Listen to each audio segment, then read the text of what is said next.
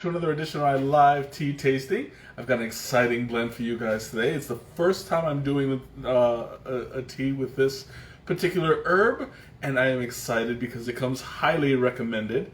So, without any further ado, I'm going to present to you Moringa from Tea Shelf. Now, Tea Shelf, I've never streamed for you guys before, but I have had their teas before, and it's really excellent. So this is the first one I'm doing. And hey, Ani, welcome. Hey, Snail, welcome.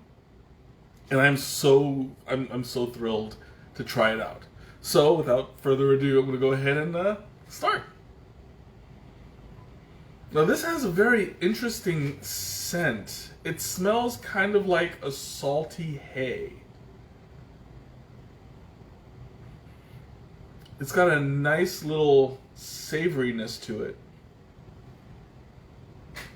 And there's a certain kind of... It's got a quality, the same kind of quality that chamomile has. There's like a subtle saltiness to it. I'm kind of digging it so far. So you can see right off the bat, it's a very clear herb. There is tiny residue pieces in there. It just looks like it's dust. It's a little bit hard to see through the. Hey Ma, welcome. Gijo wants to know what's salty hay. I mean, it's more of an impression. I've never actually tasted salty hay, but I know what hay smells like, and I know what the saltiness kind of smells like. So it's got like those kinds of qualities in it. But let's see how it tastes.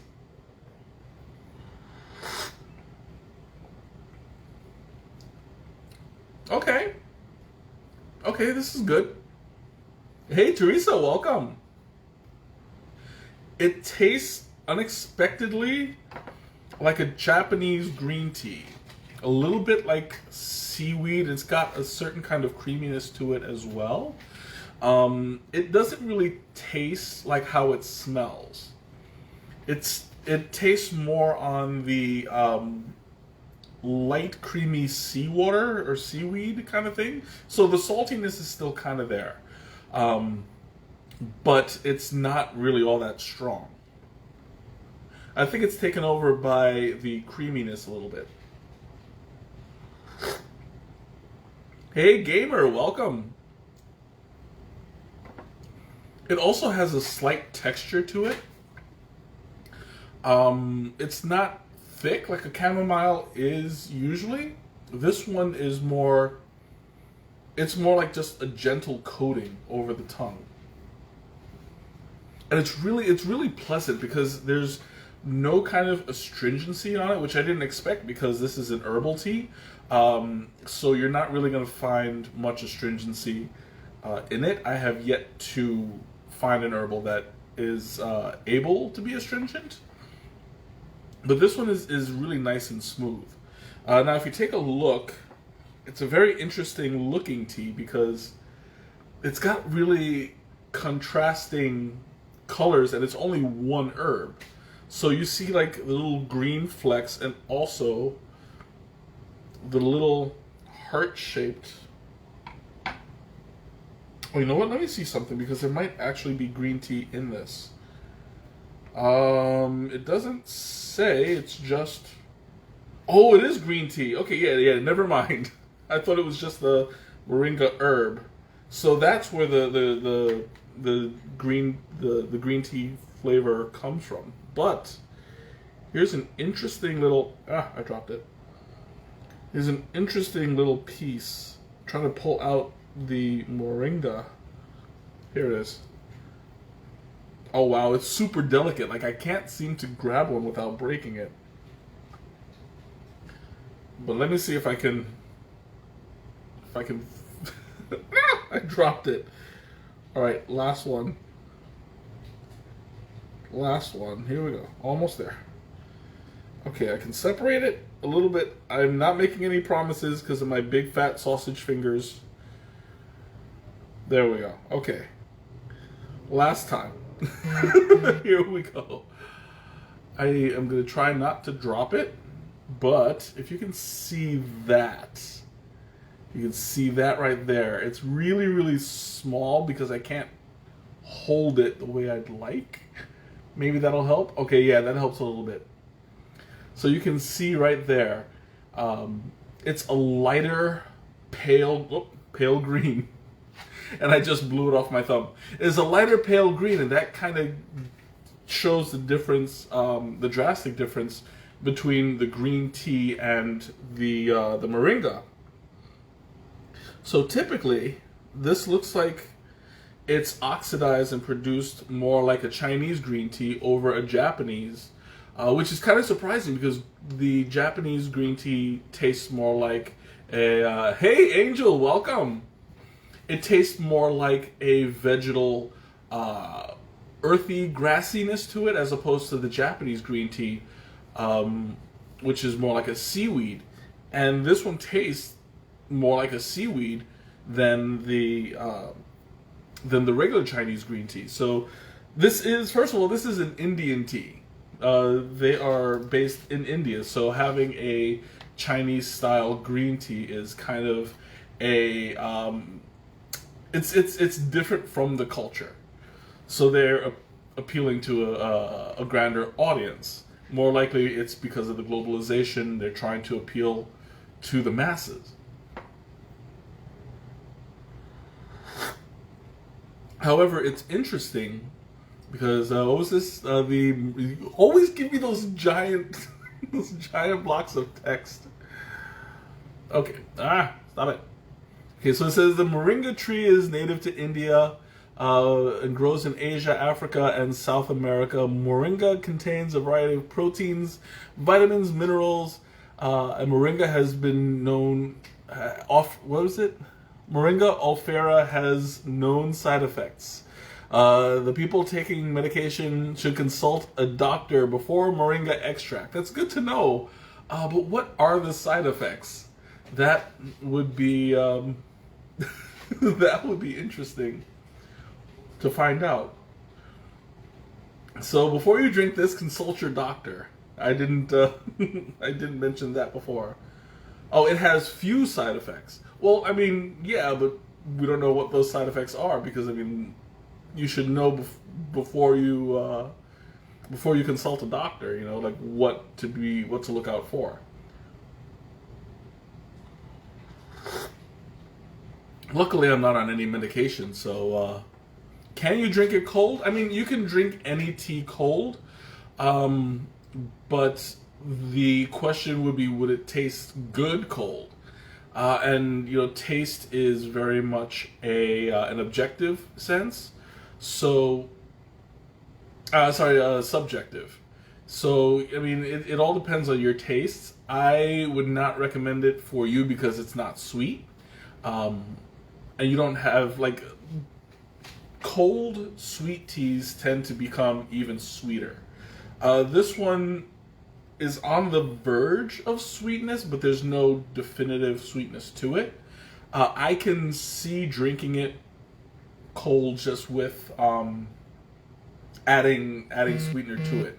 I wouldn't recommend drinking this cold and plain because it's not sweet enough to attain that kind of flavor pattern. Me personally, I would be curious and try it because some green teas do taste good cold. I am not a connoisseur. Then yeah, I mean, no. Let me walk back. I'm not like cold green tea is not really my thing. I would drink it from time to time, but I prefer like black teas or fruity teas. If it's salty, should you add milk? I mean, that again, it's subjective. I wouldn't, but like if you get like a salted caramel, if you like that kind of a flavor, then it might work. But again, like people usually don't add milk or cream to green teas, mainly because it's not strong enough to really sustain the flavor. milk and cream is usually used as a sweetener to give relief to a heavy. Was it? Hey Rachel, welcome. You've been drinking Moringa since you gave birth, and it's very good. Mamas as what was it? Good for the mamas as a galactagogue. I don't know what that is, but you find it warm and and earthy. It reminds you of wheatgrass. Yeah, that's kind of like what I was trying to find, because that was like the chamomile kind of effect that it had. But yeah, like I get it. Wheatgrass is a better descriptor for it, because it's vegetal, but not like broccoli kind of vegetal. Oh, milk production to feed the babe. Okay, gotcha. Yeah, that's cool. I didn't know that. That's one of the side effects. Mm. Oh, it's a really good smooth blend though, and it's got a nice finish. It's got a hay finish, or more like the wheatgrass. But I mean, to me, I'm getting more hay than wheatgrass on the finish. But on the slurping itself is really good, because it's just like a culmination, a mixture of everything together.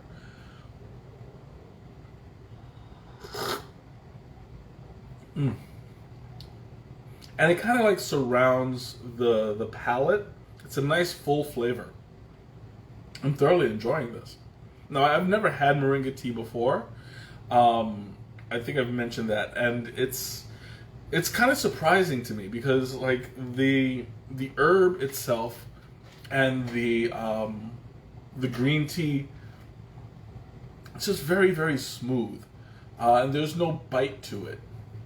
Now, sometimes if you and I just realized something, which, rookie mistake, I should know better. Since this was a green tea, I should have understeeped it, but I oversteeped it. I did it at 212 with a 5-minute steep, and that is actually, it's a huge no-no for green teas, but this is actually holding its own. There's no astringency to it, which I'm surprised. The green teas tend to oversteep and give a bitter, kind of soapy flavor to it when it's oversteeped, but I'm not getting any of that at all. And I'm assuming it's because the strength of the moringa inside it, oh, excuse me, is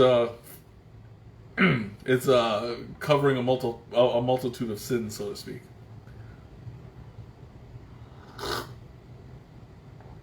Mm. And there's this like that nice saltiness. It's kind of giving off a robust emphasis. What was this? How long should I steep a black tea? That would depend on the black tea. Generally, you can do it at 212 for 5 minutes, but if it's a more delicate black tea, I would still keep it at 212, but reduce the time to about like 3 minutes.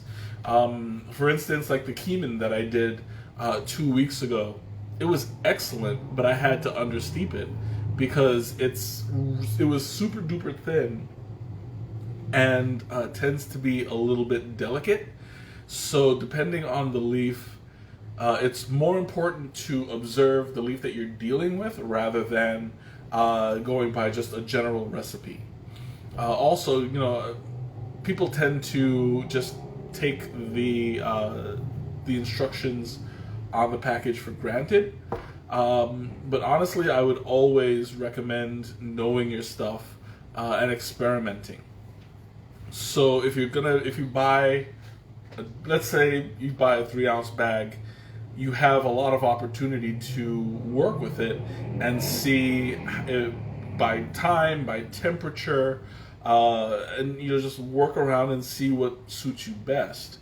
And this assessment starts with eyesight. You're going to want to look at the leaf and see how long and how wide the leaves are before it's steeped. You'll want to smell it to see how earthy and smoky the black tea is, for instance. And judging by that, the depth of the smell usually indicates how much heat and time it can take. So if you're dealing with, say, an Assam, Assams are usually CTC, this cut, tear, curl. You're dealing with shorter leaves, balled into little pellets, and they can usually take a good amount of heat and time.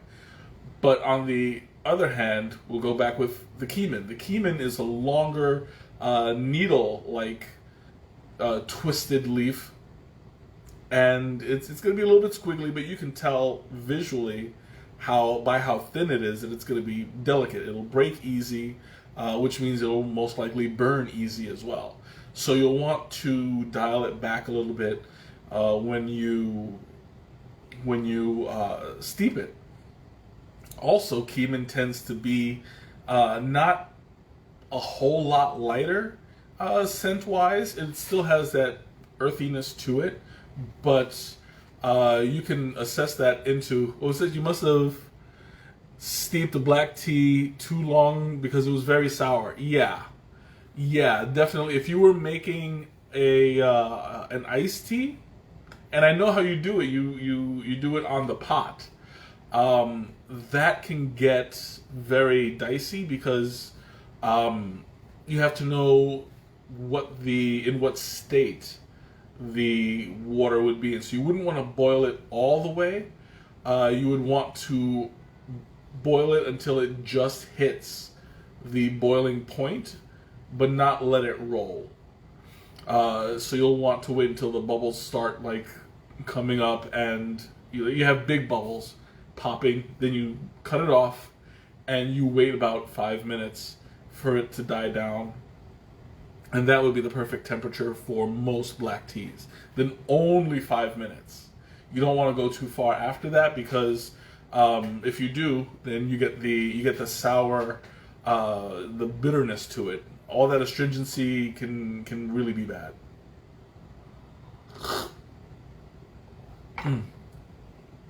But on the opposite end, it can also be very rewarding when you're drinking this tea and it's steeped just the right way. Then you can play around with it as far as sweeteners are concerned, because you don't have to worry about over sweetening to make up for the astringency that comes. But also, I mean, I don't know which particular black tea you used. All Camellia sinensis leaves have the possibility to be oversteeped. Generally, it's not a worry for herbs. Moringa on its own, and that's probably what's saving this tea for itself, because I don't have the Moringa. Like the Moringa is covering the astringency of the green tea, so that actually worked in my favor. For future, now that I know better, I will do it as a green tea rather than black tea. But I was saved, which actually tells to the quality of the tea itself. Because keep in mind, dealing with a green tea, it's going to be more susceptible to oversteeping because the leaves aren't as oxidized and they aren't as cooked as black teas are. So that's going to leave them more susceptible to oversteeping and astringency. So that being said, I'm going to talk a little bit about the steeped leaf. Now you'll notice, you'll notice something a little bit different. Pull out some of the green leaves. So it looks like this is a medium cut leaf. If I can unfold this little piece here. This isn't the normal 2-leaf and a bud pluck. This is just partial leaves. So these have been torn, but they haven't been curled. So this is just like the regular green leaf that has been twisted that you guys see here in comparison. So this twisty little thing turns into this. You know, it's nice and open, which means that this cannot take another steep. I pulled it out in time. Everything is good. It tastes really good. Let me see if I can find a piece of Moringa. That's going to be a little bit more difficult because the Moringa doesn't open any more than it already is. So right now I'm like digging through the leaves, and the only Moringa I really find is like stuck to the side. I'm going to try. Okay, there we go. So you'll see it remains about the same size as the dry chunks. So there is no processing, there is no opening. The Moringa is just plucked, dried, and added to the batch.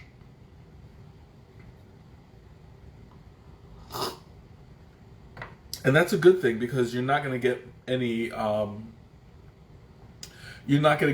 like I don't want to say, like, I'm sure this is not a word, but unauthenticity. You're not going to get that from this kind of blend. It's just plucked, probably torn, or however it's whatever form it takes after it leaves the processing plant. But it's not oxidized. It's not cooked in any way. It's probably just withered, crushed, and sent out, and you're good to go. I mean, that's most herbs to begin with. So now I'm going to go ahead and do the Thomas taste.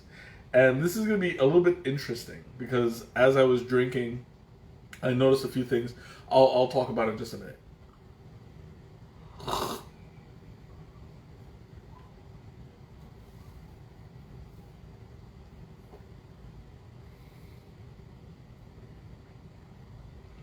Okay, so as it cools, I'm getting a very, very slight astringency.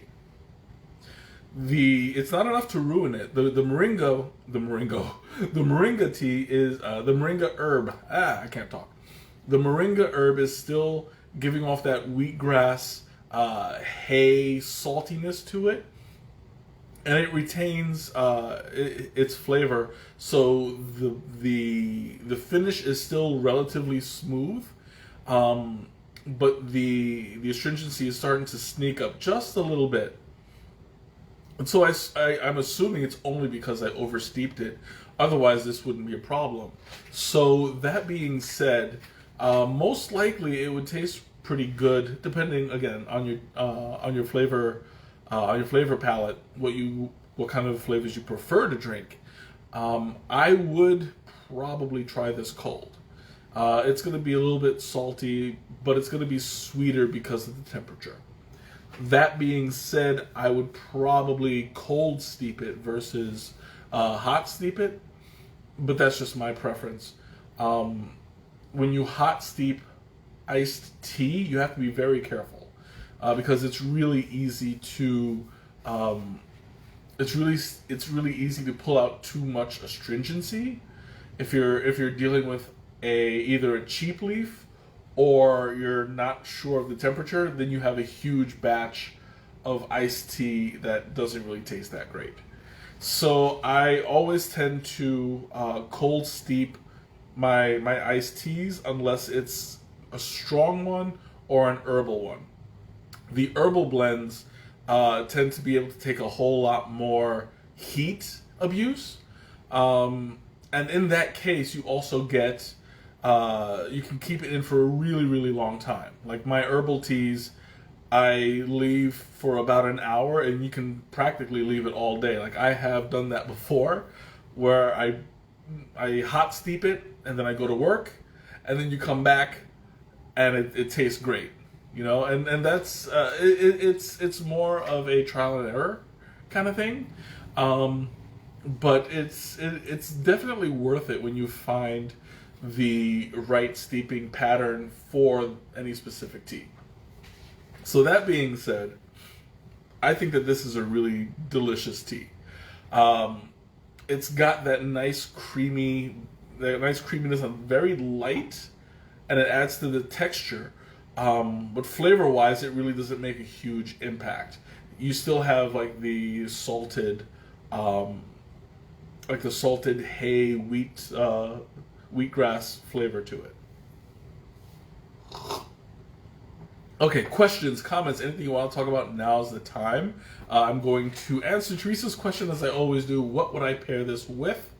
Given what it is, it's got like a very grainy kind of flavor. So anything with breads, anything with wheat, probably crackers like wheat thins, certain cereals, like nothing too sweet. But like what's the Chex cereal, that would go pretty well with this. I would actually recommend, it would be a little bit weird, but after like you finish your cereal, you have all that milk, put a little bit of the milk in there in the tea, and that might give it a good, because you're not going too far off the flavor. You're not doing it for the sweetness. It'll just enhance what's already there. Just in my opinion, that's the mad scientist in me talking. What else? What else would I? Maybe a pasta dish with a light butter sauce. Even going more on the marinara side, I wouldn't really say like the Alfredo sauce. Ooh, pesto sauce. Pesto sauce might go good with this. Because I guess because of the herbalness of the oregano in it, it might complement it pretty well. So yeah, those are my picks. Oh, got a little bit of a congestion issue. Oh, okay. Opening up the floor once again. As far as announcements are concerned, I don't have any announcements. Would I cook with it? Yeah. I don't know what I would cook with it, but it's got a nice savoriness to it. If I were... Okay, you know what? I can see it. Here's what we do. We steep it in the water first. Then we pull it out and add wheat pasta so that it absorbs the flavor of it. Maybe a wild rice dish, because it doesn't have like the white rice, the graininess and the savoriness of wild rice. What do you mean no? You love your white rice, but like wild rice can be really good and kind of grainy. Oh, excuse me. And it could do very well with this. I'm trying so hard not to hiccup so much. But yeah, like I would definitely try that, at least with the rice. Excuse me, because the pasta would be fish. Maybe. It depends on what you top the fish with.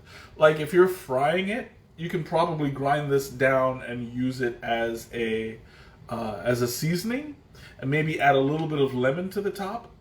A little bit of lemon, and maybe, let me think. You know what? I wouldn't really add anything else. Just powdered Moringa tea and a little bit of lemon. Should go pretty good. I would probably add some like adobo to it, but that's just the Puerto Rican in me. I put adobo on everything.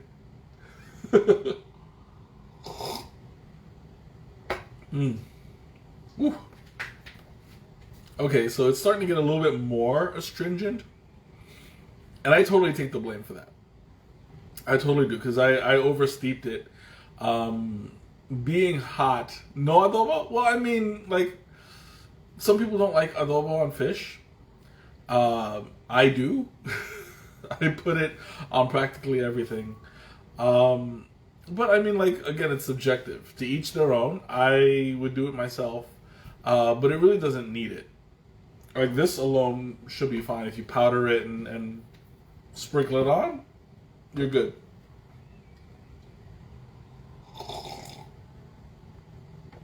Oh, okay. Yeah, it's really holding on to that flavor. The astringency is not that big of a deal. Oof. Okay, well, with that being said, I'm going to go ahead and close out. Thank you all so much for joining me. And next week I will be doing this again. So until then, have a great week, a wonderful weekend, and I'll see you next time. Bye.